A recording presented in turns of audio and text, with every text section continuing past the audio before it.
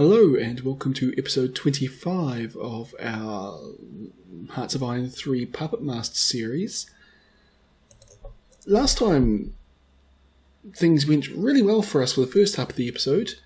We basically smashed straight through the Ukraine, started moving into Belarus, we went straight through what's modern day Ukraine into modern day Russia. Finally it looked like the Soviet Union was just about to collapse. We just had to conquer their major cities and it was all over and we could go back on our quest to gain as many puppets as we can. But then we conquered Stalingrad. And that kind of triggered a couple of events that just gave the Soviet Union a lot of manpower, and suddenly they've just got this massive army out of nowhere and they've turned it around and now they've been driving us back. And things aren't looking great for us. We've basically run out of manpower. So we're actually in trouble here, kind of. Hopefully we can just... I'm pretty sure the Soviet Union ran out of manpower.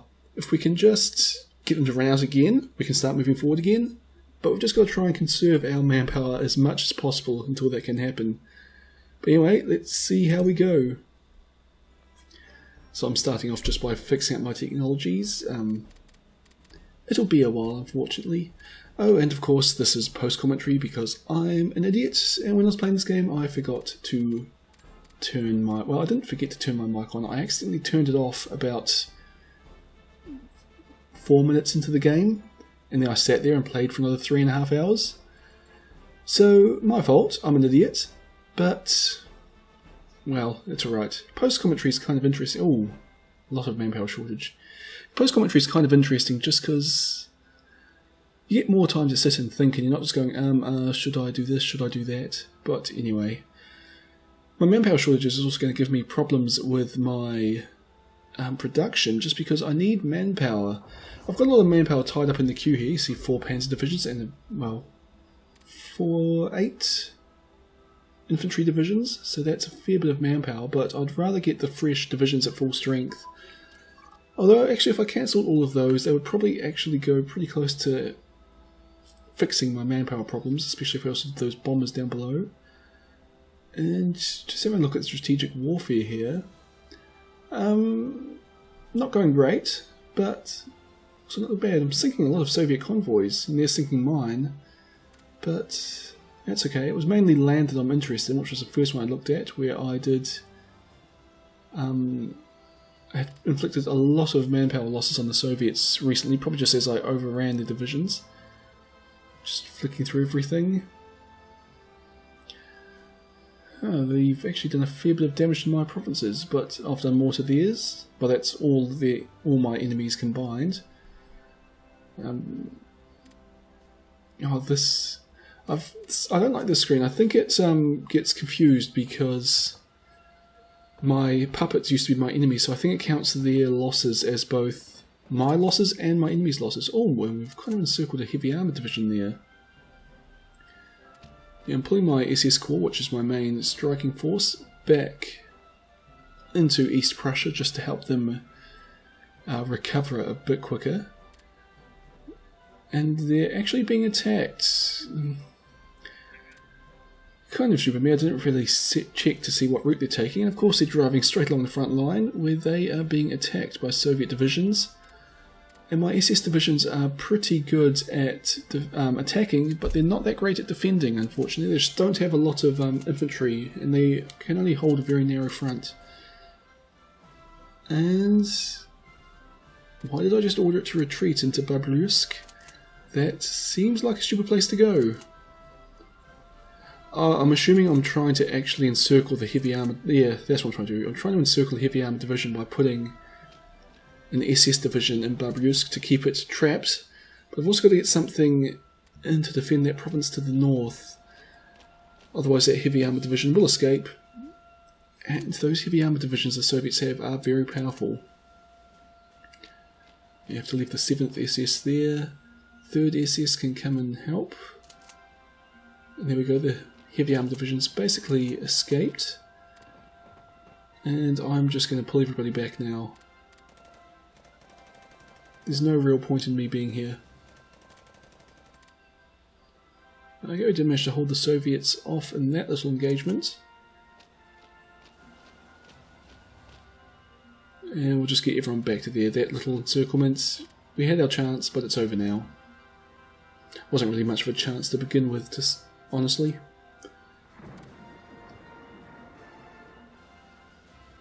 And for some reason some of these divisions aren't moving. Well, that one's attacking.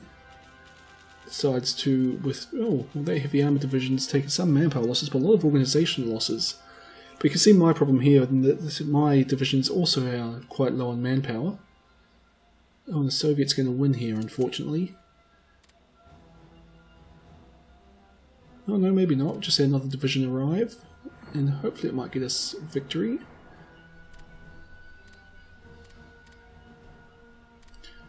Yeah, I'm still ordering my allies to try and attack to take Kursk. You can see there's a great bulge of them there, kind of trying to push up north. Mostly French, with a few Romanians and Italians, possibly Bulgarians. 167 manpower short. That's not too bad, actually. 16 divisions. If I could just get rid of 16 divisions, that would probably fix that problem. I mean, it wouldn't really, because I'm still obviously losing manpower at a quicker rate than I'm gaining it. But it would at least allow me to put all my divisions up to full strength. But unfortunately I feel like I need all my divisions now just to hold the front line. And I don't think I've really got much in reserve either, like guarding ports and the like.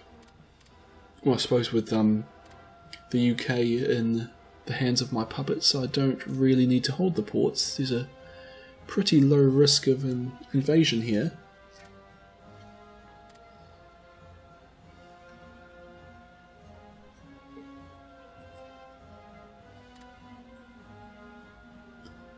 And yeah, I am moving the whole SS Corps forward. Basically I just want to support these guys who are actually under a lot of pressure from the Soviets. They're basically being forced to retreat, they've got no organisation left, and I really don't want to get them overrun. And you see the infantry divisions backing them up also don't have much in the way of organisation. So the Soviets do have a pretty good opportunity here to knock out some of my more powerful divisions.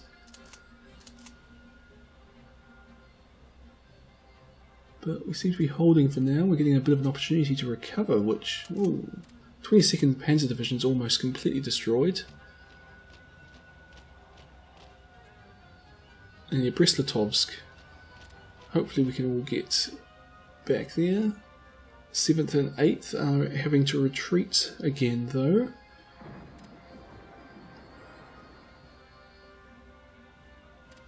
But hopefully they can get out of there.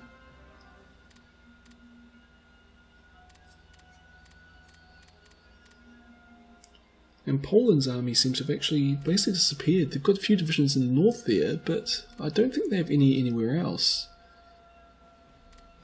Which may prove difficult when at times, well, problematic really, when it comes time to defend their country from the Soviets again.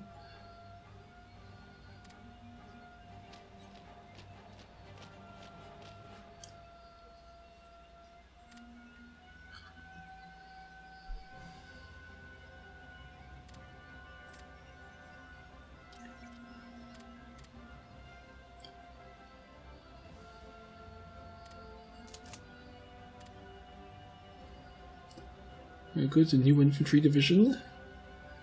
That will of course go straight on the front and start taking losses, but, well, we need that. We don't need the losses, but we need the troops on the front lines.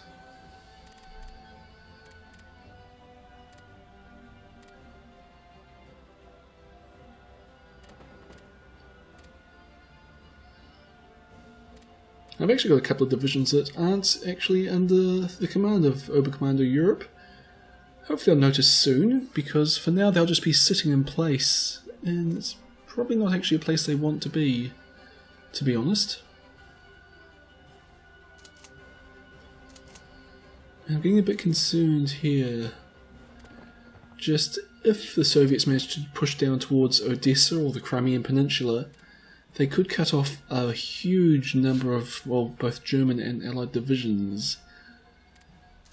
And... well, they're getting very close. Oh good, we managed to break the encirclement there, so hopefully those divisions in that place that I can't pronounce will get out of there.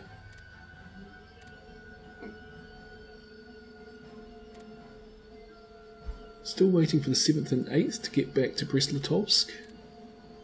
And they're still basically on the front lines.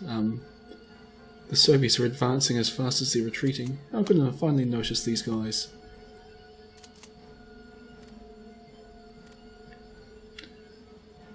I have the Oberkommando Europe set to reorganise itself. The AI never does a very good job of it, but, well, theoretically it will. It always seems, well, core HQs are hard to deal with just because they have such short range, but the AI doesn't even seem to try to get them in the same area. Apparently I could invite Manchukuo to my faction, which is odd because it's a puppet of Japan, so yeah, I can't invite a faction, I have to invite Japan. But I'm not going to do either of them because I want lots of puppets, so Japan's only joining the Axis if it is my puppet. And they're too far away to join anyway. Look at all the countries in the Axis. We've got some powerful ones there. France, Italy not so much, but France is probably our most powerful ally. I'd say Britain's got the largest fleet, but that's not actually that useful for me at the moment. I need infantry to fight the Soviets, or at least ground forces to fight the Soviets.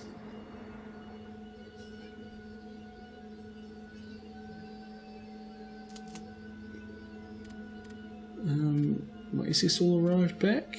Nope, the 7th and 8th are still coming. But where are they? Oh, they're actually still got a way to go. But they're getting some organisation. But look at those manpower losses. And these guys are prioritised to receive reinforcements. So think of how my other divisions must be going. Oh, actually no, they're not. Okay. Just ignore that. I will go through now and prioritise everything. I thought if I prioritised the top level unit, it prioritised everything underneath it. But obviously I was mistaken there. Oh, that one already was.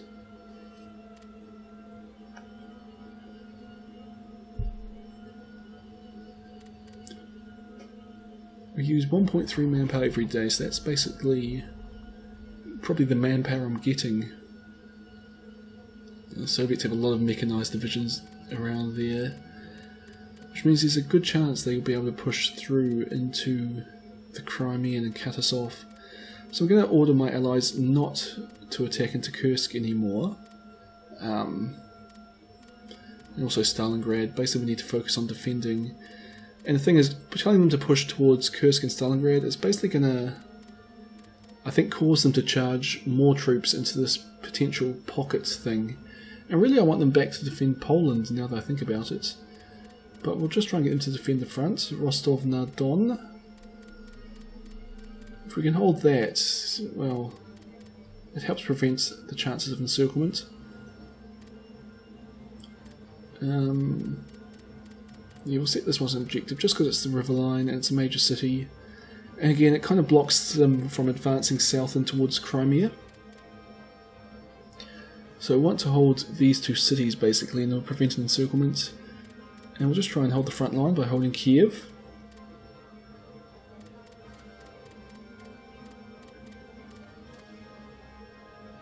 And just order everyone, let them decide where to go. And yeah, we'll tell them to push on to Minsk. At least hopefully that way some AI troops would come and help Poland out here. I like there's Polish cavalry still, 1945. August 1945, so we've lasted longer than Germany did historically at least. Actually, it's kind of not surprising that we're running out of manpower by this point in the war. I think if I were to do things again, I would probably redesign my infantry divisions to focus more on firepower. It's just that because I've put basically all of my army under AI control, all it really does is they basically win by attrition, the AI.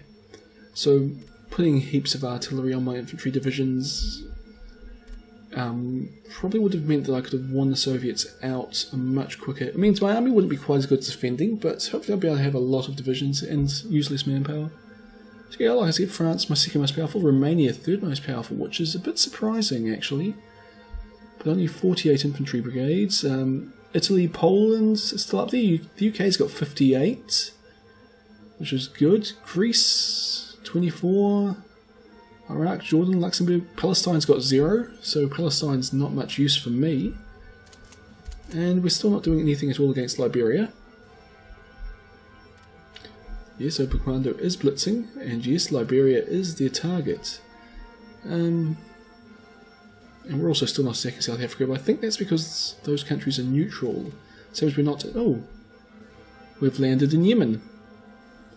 Oh, that's good, I suppose.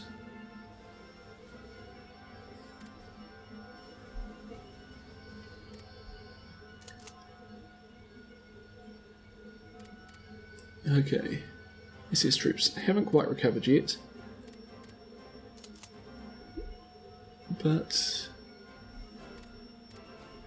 we can probably start moving, I think. Oh, one of them's not 9 out of 9. Ah, that's how you do it.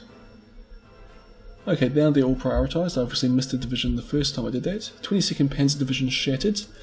We saw that one earlier and it was down to about 10% of its health, but it's back now with 188 soldiers, and as you can see it's heading straight back to the front lines. So I'm guessing that one's going to shatter again, probably. Shattering just means it actually ran out of soldiers. So it's just a problem of my manpower shortage. And yeah, I'll make it prioritised just so it gets... Because I mean, obviously it's heading straight back to the front lines. We can't send a division onto the front with 188 soldiers. That's just kind of stupid.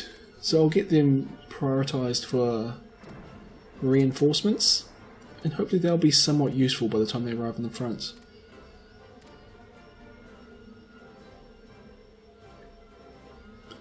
And yeah, I'm going to send my SS troops down to the south. I'm still concerned about the potential for being surrounded here. And yeah, see me thinking here, I'm going to try and push up to that river line with my SS Corps. It's a good defensive position. You could also try and capture the river line at Kiev, but yeah, I'll just move back in behind Kiev because I'm also kind of thinking there's an opportunity for an encirclement here. But we'll see what happens once my troops arrive. Yeah, I might move them a bit closer to the front.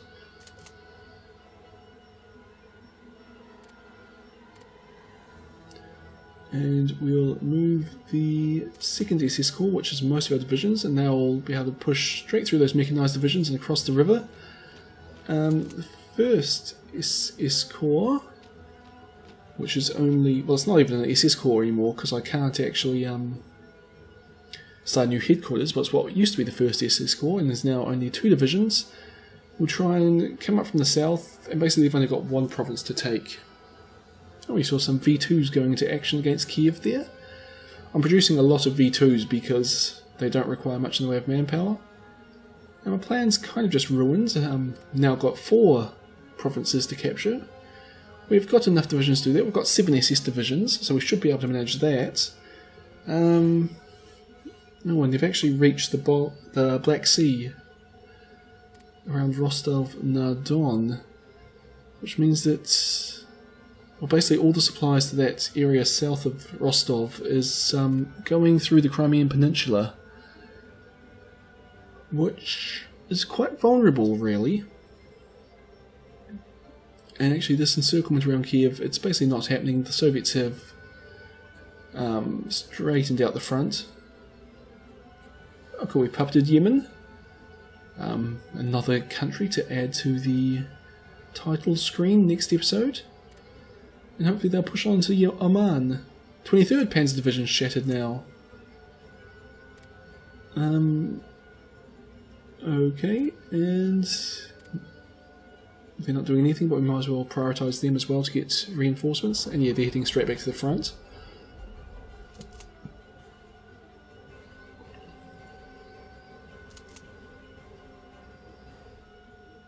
Oops, no, it didn't actually strategically redeploy those guys, so they're well behind. Yeah, I suppose there is a potential for a bit of encirclement here. At least I can make something of this. hopefully.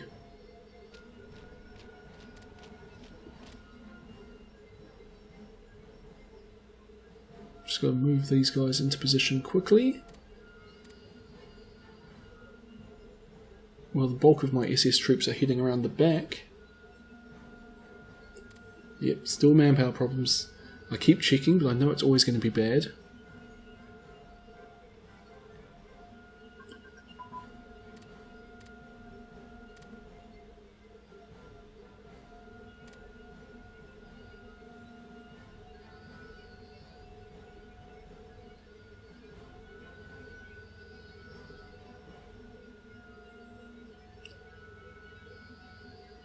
Okay, here come the troops.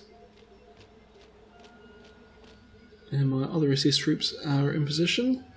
And it actually looks like this encirclement's basically going to trap maybe one Soviet division, which is still good. It's some Soviets we won't have to kill. And there's a light armour division, so it's fairly expensive to make. But could have been better. And of course that's assuming we will pull this encirclement off. And as I'm sure you've realised by now, we have a tendency of not managing to make these things succeed. Generally the Soviets get attacked and they withdraw before we can finish the encirclement. I've done a few decent ones, but there have been a few decent ones, not many. And there we go, the Soviets are trying to withdraw. Oh yeah, actually let's head into Kiev. It gives us 2 divisions we could try and capture. And this one can support the attack. And actually got a pretty good chance of capturing Kiev. The Soviets are defending it with a cavalry division.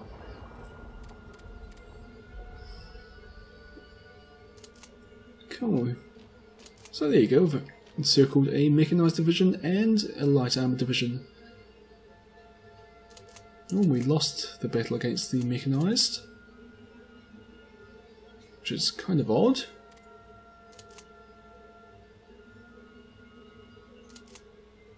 Now all we've got to do is get the mechanised divisions, and that's a successful encirclement.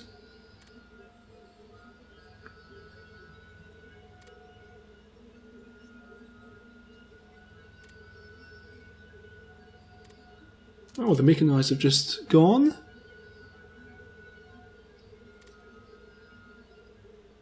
And light armour can't be far behind. Oh yeah, they're really solidly holding the Black Sea coast there now, which is very bad for us. But at least we managed to take out those 2 Soviet divisions. They were quite expensive ones. But I'm obviously going to have to use my SS troops to hold the front here for now. I don't want to lose Kiev. This is a pretty good defensive position, but I'm going to have to start pulling the SS troops back because they are desperately needed around Crimea.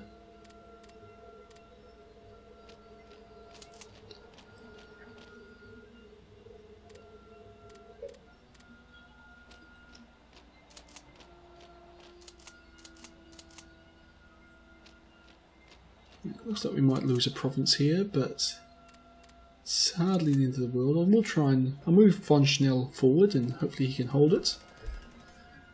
And it actually looks like a very good chance of holding us against a single infantry division. That's going to get absolutely slaughtered. Just look at its organisation drop during daylight hours. And even during night it continues to drop.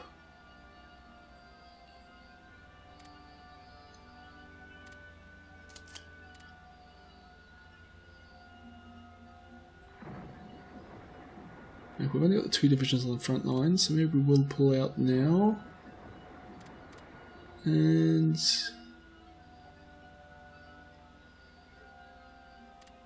I'm still trying to look for opportunities here to use them offensively. I say encirclements are still the best way to restore the manpower situation to my advantage, but my SS troops are really the only decent part of my army left at this point, and I really don't want to lose any more of them. I've already lost far too much, and of course I can't replace them anymore because I don't have manpower to build new divisions.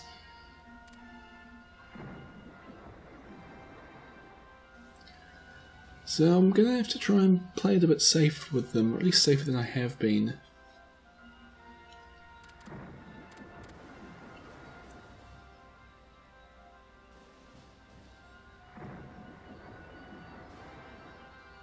Oh good, the British have some troops in Britain.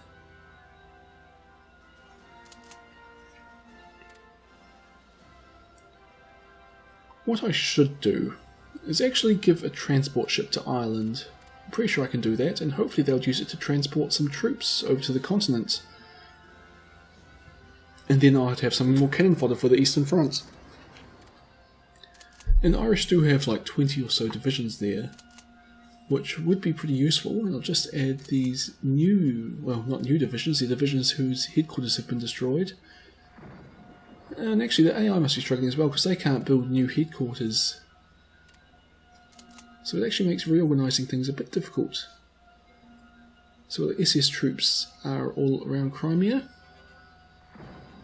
And shall I use them offensively? I'm kind of tempted to. The Soviets are actually pretty thin in this part of the world. You see the Swedish advancing there. Now I could set up a little defensive line along that river there.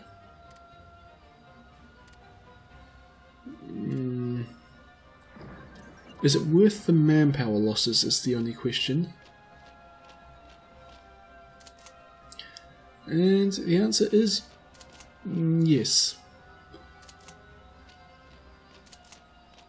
And my divisions are all out of order, but, well, that's not that important. Just send one to every province along the river line here. Of course our SS troops will be heading into a major city, but they're actually kind of okay at that. Lots of rocket artillery, got some motorised infantry. So the tanks aren't great in the city, but they've got enough firepower to make up for it. And I think the engineers also help out there. Yeah, we've got plenty of panzer divisions coming, but not a lot more infantry in here. And yeah, lots of aircraft, and then convoys. I'm actually nearing the end of my production, so I'm going to have to think of some more things to build that don't cost manpower. Oh, I can still actually build rockets, even though they use 0.1 manpower. Of course I'm not going to, because they still use 0.1 manpower. And I'd actually rather have that in a division rather than the flying rockets. You see, my SS divisions have basically broken through the Soviet front lines here, managed to encircle an infantry division which has just been overrun. So that's good. Pushing up to the front, hopefully. 11th Panzer Division shattered. That's 3 of them.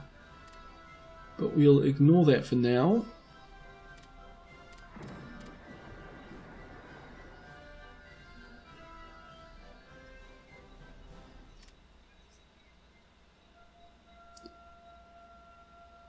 And things, well, I was about to say they seem to have stabilised, but no, the Soviets are pushing south from Rostov-na-Don. And things aren't actually looking great here, to be honest. We've been held up a bit. But hopefully we'll manage that. And it looks like a bunch of Allied divisions are coming out of this pocket. It's just the Germans that are staying. Which isn't ideal. Actually, no, that's not that bad. If I were to disband all those divisions, get the manpower back, it wouldn't be that bad that they're all about to be encircled. Because, you know, I'd get the manpower back and the rest of my army would become stronger. But, yeah. Still not an ideal situation there. I suppose that's the other good thing about the puppets thing, is that even if my army gets weak, I've still got a lot of soldiers to call on here. As in, my allies are probably, let's say, half of the troops on the eastern frontier. I've actually invested a lot in Africa, too much considering how little that front's actually doing. Anyway, we've captured that city. It's about the 4th or so time it's changed hands.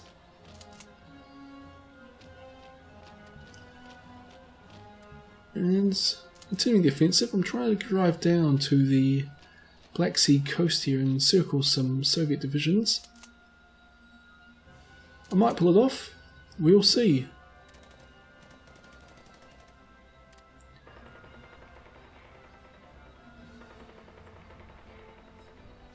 And this one SS division's just defending against 5 Soviet divisions, and they're not doing that great. But our attack across the river is going well, and I've got other troops coming to push them up, and yet my reinforcements arrived in time to help out that defensive battle.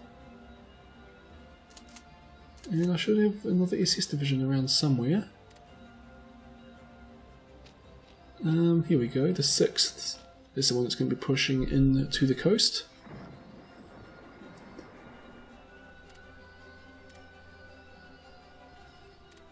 Let's see if this works, because there's a fair few Soviet divisions against the coast here. And you see me, well, what I'm trying to communicate now is that once I finish this pocket, I'll actually be within striking distance of Rostov-na-Don.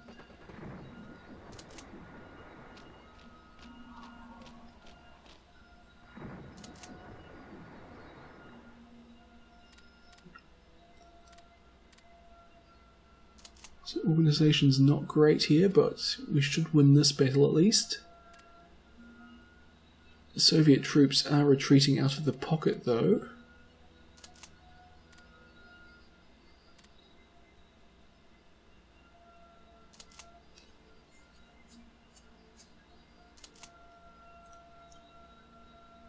"41 hours looking to attack again."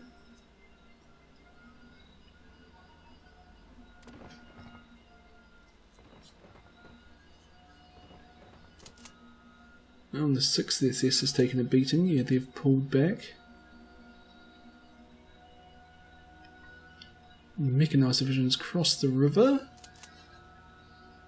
which isn't ideal, but at least it's remaining in this potential pocket I've got going here. I'm just going to move my troops around a bit to cover the retreating divisions.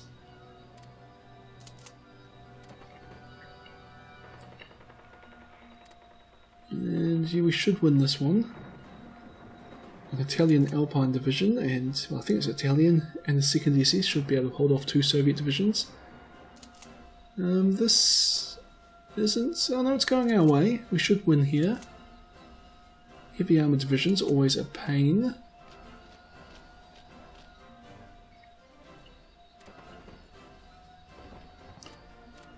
We'll just join the attack against the mechanised division. Once the SS get on the front lines, hopefully this will be a much fairer fight. But it looks like they're not actually going to get a chance to. No. Oh, and actually we've been cut off. So our encirclement's been encircled. And we're going to have to try and break out of here, to be honest. And the Czechs and Italians have given me some more troops. But we've managed to reach the coast. So basically, if we can hold our positions, we can do this.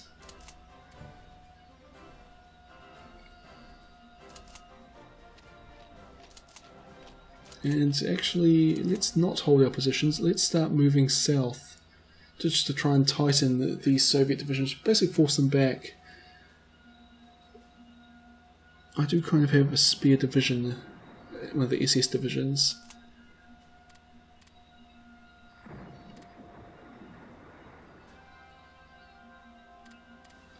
Cool, the Italians won a battle and they're pushing the Soviets back as well.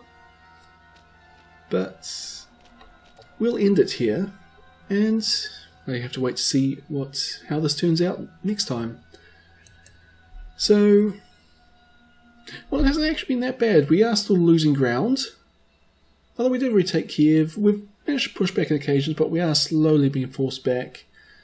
And we've actually managed to take out a fair number of Soviet divisions in this episode, which means that hopefully their manpower is starting to suffer. Hopefully. So that means that if we keep up this rate of attack and keep just inflicting these losses on them, hopefully we'll be able to return to the previous state where we can just force them back. Anyway, we'll have to wait till next time. Hope you've enjoyed this video, and I'll see you all then.